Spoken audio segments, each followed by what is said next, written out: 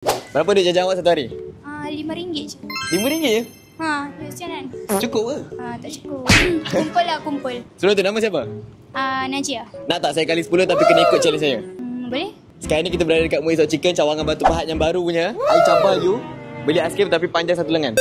Boleh lah, boleh cuba. Nak tahu macam mana? Let's go. So kita nak beli aiskrim panjang satu lengan.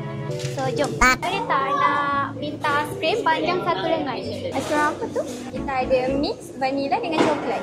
Vanila.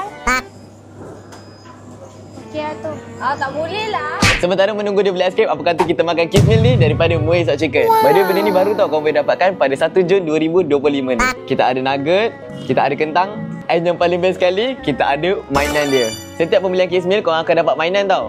Ini mainan-mainan dia, kau tahu, comel-comel. By the way, Muiz ada buka cawangan baru tau dekat Batu Pahat. Siapa orang Batu Pahat, kau boleh datang dekat restoran dia. Dia tukar orang weh, sebab tadi tak boleh. Aiskrim nak panjang? Tinggi. Tinggi? Tak boleh. Susah. Ready piring.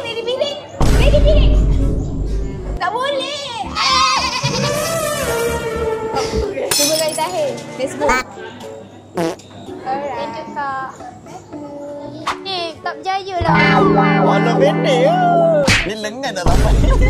Tak apalah, RM10 boleh? Boleh lah. Boleh? Okay, thank you. Jangan lupa follow Anik. Apa Anik Cekecok?